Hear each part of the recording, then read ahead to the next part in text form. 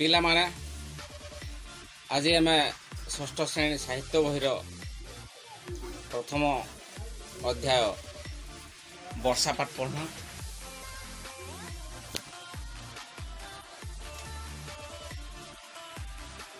ବର୍ଷା गोटे ऋतु आमे सब जानिछु। वर्षक 6टा ऋतु आसी ग्रीष्म वर्षा शरत हेमंत शीत बसंत। आज आमे सही 6 ऋतु मध्य वर्षा ऋतु विषय अध्ययन करवा। यही वर्षा पद्यटी को अति बड़ी जगन्नाथ दास लिखिछन्ति। एबे आस आमे आरंभ करवा वर्षा पद्यटा। प्रथमे आमे ताकु टिके पढ़ी देबा तापरे बुझिबा। एमंते ग्रीष्म काल गला वर्षा ऋतु प्रकाशिला सकल ऋतुंकर सार शस्य संपद मंचपुर मेघे मिलिले शून्य पथे बिजुली शबद संगते महिमंडल दुख चाहि जल छाड़िला तोष होई घोर शबदे मेघमाल गर्जिन बरसंती जल। अच्छा पिला माने एमंते ग्रीष्म काल गला वर्षा ऋतु प्रकाशिला। तार अर्थ एठारे खरार प्रबल उत्ताप सरी जाइछे, ग्रीष्म ऋतु पले जाइछे बा आमर सम्बलपुरी कोसली भाषा रे खरा ऋतु पले जेकरी वर्षा ऋतु आसीछे। सकल ऋतुंकर सार शस्य संपद मंचपुर। पिला माने वर्षा ऋतु रे आमर चाषी माने विभिन्न प्रकार फसल करसन। धान मुग बिरी कुलुत अनेक प्रकार फसल करसन। माने वर्षा ऋतु रे आमर पृथ्वी शस्य श्यामला हो उठसी। आउ एही ऋतु रे आमे जेन आड़ के देखमा भी सब आड़े चाष हेतिसी। सकल ऋतुंकर सार शस्य संपद मंचपुर। मंचपुर माने आमर पृथ्वी रे वर्षा ऋतु रे विभिन्न प्रकार चाष हेतिसी, चाष करसन। मेघे मिलिले शून्य पथे बिजुली शबद संगते। जेते बेले वर्षा ऋतु आसी जाइछे मेघ माने शून्य पथरे मिसी जाइछन। जेते बेले मेघ माने मिसी छन सेते बेले बिजुली शब्द घड़घड़ी शब्द होउछि। महिमंडल दुख चाहि जल छाड़िला तोष होई। महिमंडल दुख चाहे मही बोलते पृथ्वीर दुख चाहे। तार अर्थ खरा मासे आमर पृथ्वी उत्तप्त हो जाइथिला। आमर पृथ्वीवासी सबू खरारे जर्जरित हो जाइथिले बोले सही दुख के देखिकरी वर्षा ऋतुटा मेघ माने आमर पृथ्वी के पानी छाड़ीछन। घोर शबदे मेघमाल गर्जिन बरसंती जल। मेघ माने घोर शब्द माने मेघ को मेघ घिड़ी घिड़ी चढ़ चढ़ करी वर्षा होइछे। प्राणी जीवन जल राशि करुणा चित्तरे बरसी पृथ्वी रवि तेज ग्रासे तापित थिला 8 मासे जल पाइला तोष चित्ते तपस्वी जनकर मते तपस्या फल जेने पाई भुंजती अति सुखी होई। प्राणी जीवन जल राशि करुणा चित्तरे बरसी। जलर अन्य नाम जीवन। पानी बिना कौनसी प्राणी बंची पारिबे नाही। तेणु एठारे प्राणी जीवन जल राशि बोली कवि वर्णना करिसेंति। प्राणी जीवन जल राशि करुणा चित्तरे बरसी। एही जीव जगतर जीवन जेनटा पानी ताके ବର୍ଷା କରୁଣା ଚିତ୍ତରେ ବର୍ଷେ କରୁଣା ବୋଲେ ଜଣେକେ ଦୟା କରି ଆଦର କରି ବର୍ଷା ହେଉଛି।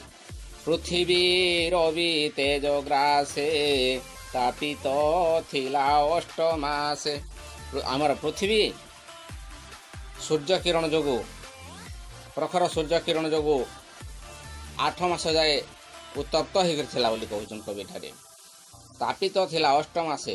ତାପିତ ବୋଲେ ଗରମ ହେବାଟା, 8 ମାସେ ମାନେ 8 ମାସ ପର୍ଯ୍ୟନ୍ତ। ତାର ଅର୍ଥ कार्तिक मक्सिर पुष माघ फगुन चैत बैशाख जेठ ई 8 मास धरिकरी आम पृथ्वी रे वर्षा नहीं थे। आथिर लगी पृथ्वी के वर्षा दरकार करूला। आमर पृथ्वी उत्तप्त होकर जिते बेले आमर पृथ्वी रे वर्षा पड़ी से आमर पृथ्वी शीतल है। आउ पृथ्वी रे अनेक प्रकार शस्य कृषक भाई माने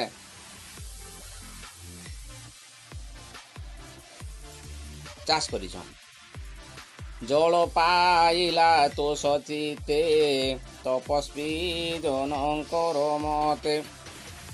तपस्वी जेनता जेकोसी निर्दिष्ट गोटे लक्ष्य नहीं तार तपस्या करुसी आउ तार तपस्यार फल जिते बेले पाइसी ताके जिते खुशी लागसी।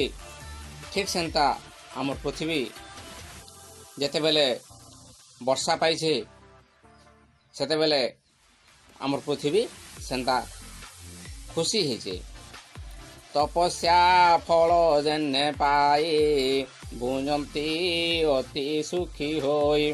तपस्वी माने जेनता तांकर तपस्यार फल पाइले खुशी होकर ताके निज जीवन रे उपभोग करसन। ठीक सेंता आमर पृथ्वी देवी वर्षा पाइकरी निज खुशी होइछे।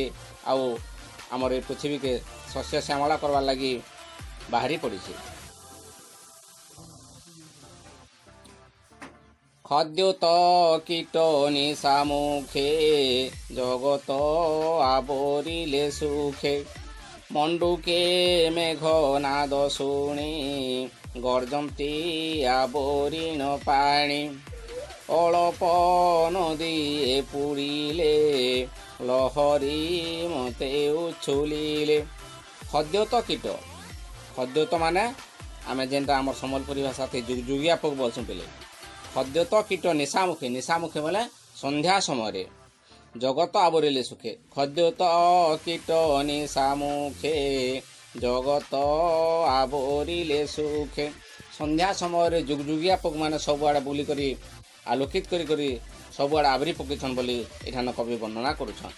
मंडुके मेघ नाद शुणी गर्जंती आवरीण पाणी। मंडुक मंडुकरू मंडुके होइछे। मंडुक माने बेंग बेंग माने मेघर गर्जन शुनिकरी पानी के आवरी करी अछन बोलुछन एठाने। आउ कें कटर गर्जन करुछन। आमे सबे देखिथिमा सुनिथिमा भी वर्षा दिन आसले बेंग माने घोड़ा मान को थिसन बंद मान को थिसन आउ कें कटर कर गर्जन करथसन। तार अर्थ इमाने मेघर आगमन वर्षार आगमन के देखिक खुशी होकर तांकर खुशी के सेमाने तांकर आवाज रे उपस्थापन करथसन। अळप नदी पुरीले लहरी मते उछुलिले। जेते बेले वर्षा आसी जाइछे सेते बेले सबआड़े जलमय होइछे बेले सुखिला नदी माने भी पुरी उठीछे जोर माने भी पुरी उठीछे। जे नाड़े देखले केवल पानी ही पानी देखा जाउछे। नाना प्रकारे शस्य राशि एणे पूरित मोहि देशी। जेते बेले वर्षार आगमन होइछे चाषी तार खेते विभिन्न प्रकार शस्य चाष करिछे। आउ सही चाष वर्तमान वर्षार पड़ीकरी एकदम छनछनिया होकर सबआड़े सुंदर दिशुचे। आमर पृथ्वी मही माने पृथ्वी आमर सारा पृथ्वी सुंदर दिशुचे। छतु जे छत्र प्राय होई राजार प्राय दिशे मोहि। छतु छतु माने छती पिले।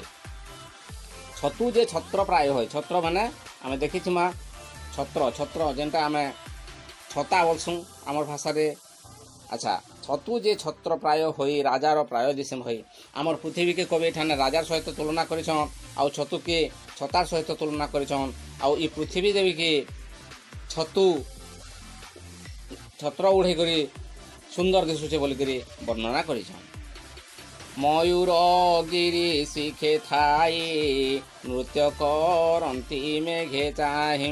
ଯେତେବେଳେ ମେଘର ଗର୍ଜନ ଶୁଭିଛେ ବର୍ଷାର ଆଗମନ ହେଇଛେ ମୟୂର ମାନେ ପର୍ବତ ଶିଖରରେ ରହିକରି ବହୁତ ଖୁସି ହେଇଛନ୍ ଆଉ ସେଇ ମେଘକେ ଦେଖିକରି ଏମାନେ ତାଙ୍କର ନୃତ୍ୟ ଆରମ୍ଭ କରିଦେଇଛନ୍।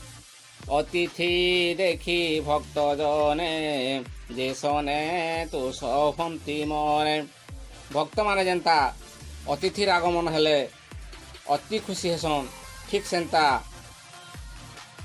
ମୟୂରମାନେ ମେଘର ଆଗମନ ବର୍ଷାର ଆଗମନ ଦେଖିକରି ବହୁତ ଖୁସି ହେଇକରି ପର୍ବତ ଶିଖରରେ ନାଚ କରୁଛନ୍। ବାସ୍ତବରେ ପିଲେ ବର୍ଷା କବିତାଟା ବହୁତ ହୃଦୟସ୍ପର୍ଶୀ। ଇ କବିତା ଆମର ଭକ୍ତ କବି ବା ଅତି ବଡ଼ି ଜଗନ୍ନାଥ ଦାସ ଲେଖିଛନ୍। ଏଇଟା ଶ୍ରୀମଦ୍ ଭାଗବତ ଦଶମ ସ୍କନ୍ଧରୁ ଆସିଛି ଆଉ ଏଥିରେ ବର୍ଷାର ଆଗମନରେ ଆମର ପୃଥିବୀ ଦେବୀ କେନ୍ ପ୍ରକାର ଲାଭ ପାଇছে ଆମର ପୃଥିବୀବାସୀ କେନ୍ତା ସନ୍ତୁଷ୍ଟ ହେଇଛନ୍ ଏସବୁ ବର୍ଣ୍ଣନା ହେଇଛେ। ଆମେ ଆଜି ଏଇ ବର୍ଷା ପଦ୍ୟରୁ ସବୁ ଶିଖିଲା। ଧନ୍ୟବାଦ। ଯଦି ଏଥିରେ କିଛି ଶିଖିପାରିଛୁଁ ବୋଲି ତମକୁ ଲାଗୁଛେ ତାହେଲେ ଇ ମୋର୍ ଚ୍ୟାନେଲ୍କେ ଲାଇକ୍ କରୁନ୍, ଏଇଟାକେ ସେୟାର କରୁନ୍ ଆରୁ ସବସ୍କ୍ରାଇବ୍ କରୁନ୍। ଏନ୍ତା ନୂଆ ନୂଆ ଅପଡେଟ୍ ମାନେ ପାଇପାରିବେ। ଧନ୍ୟବାଦ।